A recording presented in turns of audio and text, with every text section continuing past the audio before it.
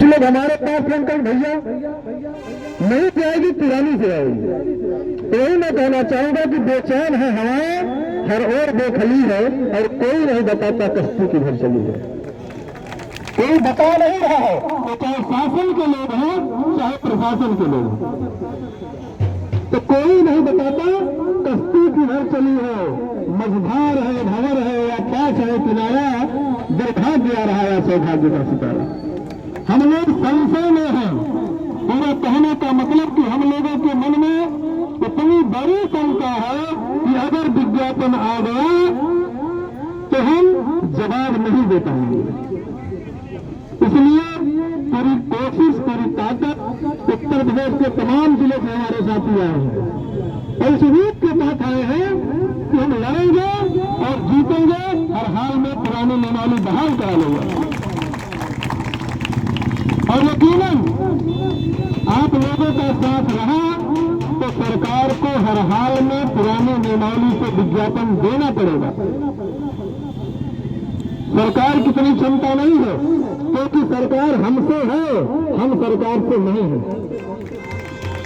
नहीं तो 2027 का चुनाव आ रहा है।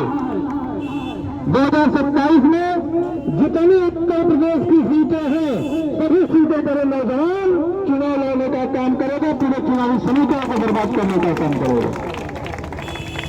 अभी सरकार के पास समय है।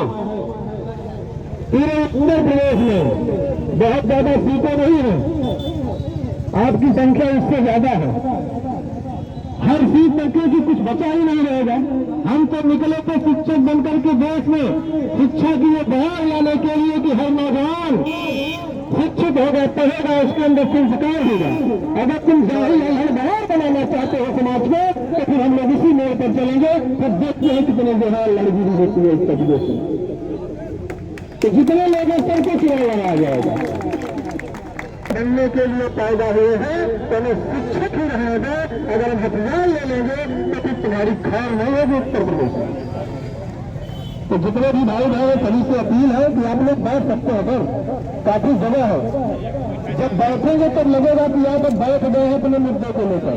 कुछ लोग आते हैं कि चलो देखते हैं भाग चलेंगे, तो भागने वाली भैंस कभी जीतती नहीं है। इसलिए यह लड़ाई हमारे आपके वजूद की है। मैं बार बार कह रहा हूं कि यहाँ वही व्यक्ति आता है आंदोलन में जिसको लग गया है कि हमारा अगर पहले तो वोट नहीं सकता।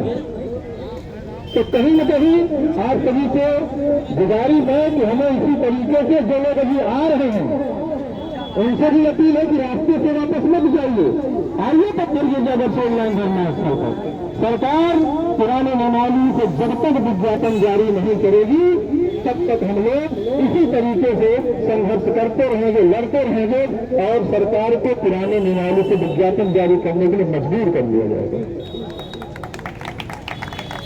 और आपको बता दें कि आज इतनी संख्या है जितनी हमें उम्मीद नहीं थी। और संख्या से संघर्ष नहीं होता।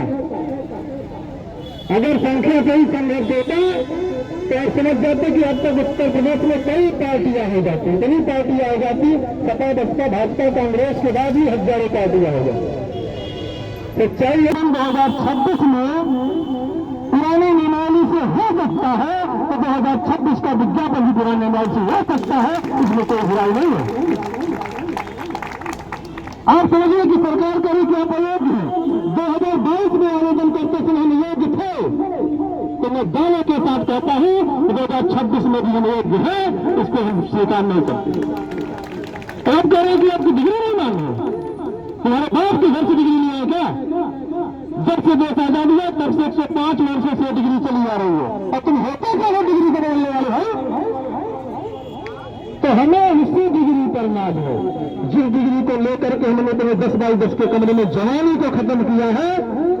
अगर सरकार नहीं मानती है तो पूरी कहानी को खत्म किया जाएगा, पीछे नहीं हटेंगे हम लोग। इस बात को समझिए और मजबूती से लड़ाई लड़ी जाएगी। अभी तो हम लोग बस ऐसे सोच रहे थे कि हो सकता है कि धक्का मारेंगे सरकार उत्तर प्रदेश के नौजवानों को इस मिट्टी की कि उस सरकार का लगाने का काम करेंगे, पीछे नहीं हटेंगे। जो सनातन का रखवाला बनकर करवाया था। ये भारतीय जनता पार्टी के लोग कहते कि हम सनातनी हैं, हम सनातन के मानने वाले हैं। तो बताओ कि पुरानी निराली कब पैदा हुई थी? सनातन से ही तो है। जब सनातन से निराली चली जा रही है और कहते हैं कि हम सनातनी हैं, तो फिर इसके साथ छेड़छाड़ क्या कर रहे हैं? वो एक लंबे अर्से से उत्तर प्रदेश में चली जा रही है। जिनको पहले सपना आता है क्या कि इसको बदल करके कर दो, इसको बदल करके कर दो। और इसे तभी तक हो गया था जब इलाहाबाद का नाम प्रयागराज रखा गया। मुझे लग गया कि ये काम करने वाले लोग नहीं है, ये नाम बदलने वाले लोग हैं। ऐसे लोगों को उत्तर प्रदेश की जरूरत नहीं है।